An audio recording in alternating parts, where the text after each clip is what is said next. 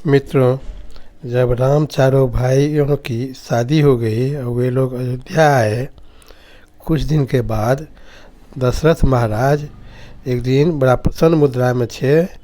अपने मुकुट को सीधा करने के लिए आईना देखे तो कान के नज़दीक देखे कि बाल पकना शुरू हो गया है। एकाएक उनके मन में ये बड़ा तीव्र भावना हुआ कि अब हम बूढ़े हो गए, राम सब तरह से योग्य है, राम को युवराज पद दे करके अब हम राजभार से मुक्त हो जाएं तो वो अच्छा है। बहुत ज़्यादा उनको इस बात से प्रसन्नता हुई। गुरुदेव के पास गए। गुरुदेव वशिष्ठ से उन्होंने बड़ा उन्नय विनय करके कहा कि गुरुदेव, आपके चरण के सेवा करने से मेरा सभी मनोरथ पूर्ण हो गया। अब हमको कोई अभिलाषा नहीं बचा है। मात्र एक अभिलाषा हमको अब शेष है, जो जल्दी से पूरा हो जाए, उसकी हमको बहुत ज़्यादा इच्छा है। इसीलिए हम आपका कृपा पाने के लिए यहाँ आपके चरण के पास हम बैठे हुए हैं। आप हमारा मार्गदर्शन करें। तो गुरुदेव ने बड़ा खुशी से पूछे कि क्या अभिलाषा आपको बाकी रह गया है। महाराज दशरथ ने कहे, अब हमारा एक ही अंतिम अभिलाषा है कि राम को हम राजा बना करके हम राजभार के काज से अपने को मुक्त करना चाहते हैं।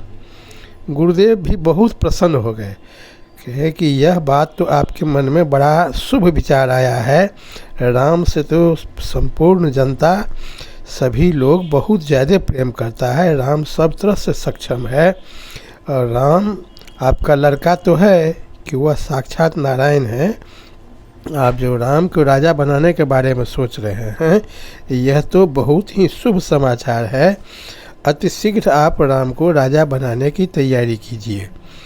और वैसे तो राम को राजा बनने के लिए कोई दिन देखने की ज़रूरत नहीं है कि राम अपने मंगल स्वरूप है। जिस दिन उसका राज्याभिषेक हो जाएगा वही दिन शुभ हो जाएगा। फिर भी एक अच्छा लग्न ढूंढ करके हम आपको बतलाते हैं। तो गुरुदेव ने कहे कि एक दिन के बाद ही बहुत अच्छा लग्न है, आप तत्काल राम को राजा बनाने की सारी व्यवस्था करें, सारे सामानों का व्यवस्था करें। महाराज दशरथ बहुत प्रसन्नतापूर्वक वहाँ से घर आए और मंत्रियों को बुलाए। अपने मित्रों और मंत्रियों सबको बुला करके तत्काल उन्होंने सारा सामग्री व्यवस्था करने के लिए कहा और इस बात की सूचना सबको दिए कि हम राम को राजा बनाना चाहते हैं। आप लोग जल्दी जल्दी से सभी सामानों की व्यवस्था करें। सभी लोग बड़ा उत्सुकतापूर्वक इस काम में लग गए, क्योंकि सभी लोग राम से बहुत अधिक प्यार करते थे। ये बात सुन करके मंथरा के मन में बहुत ज़्यादा कुटिलता जागी।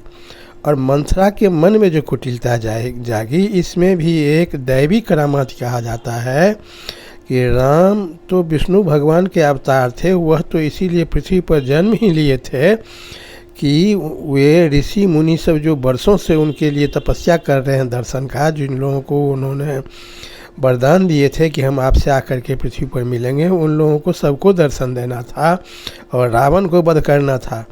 तो राजा बनकर के अगर वह अयोध्या में बैठ जाएंगे तो ये सब काम कैसे पूरा हो सकता है। तो ये दैवी बात भी थी। तो जो कुछ भी हो, तो देवता लोग कहा जाता है कि सरस्वती जी से बात किए कि राम अगर राजा बन जाएंगे तो हम लोगों का एक भी काम नहीं होगा। रावण से तो सारा पृथ्वी परेशान है। रावण का वध कैसे होगा अगर राम राजा बन जाते हैं। तो कुछ ऐसा व्यवस्था किया जाए कि राम राजा नहीं बन पाए। तो सभी देवता लोग सरस्वती जी के पास गए। सरस्वती जी से कहे कि आप मंथरा के जिह्वा पर बैठ करके उससे आप ऐसा करवाइए कि वह कैकेयी को समझा बुझा करके अपना हमारे लोगों का काम करवावें और कैकेयी राम को वनवास भेजने की व्यवस्था करें। ऐसा आप मंथरा के जिह्वा पर बैठ करके करवाइए।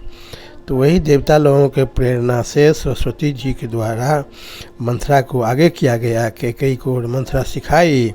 कैकेयी महाराज दशरथ से 2 वर पाए हुए थे कि कहे थे कि जब चाहेंगे तुम 2 वर मांग लेना। कैकेयी भी ये शुभ अवसर देखी और उसके बाद सारा खेल पलट गया।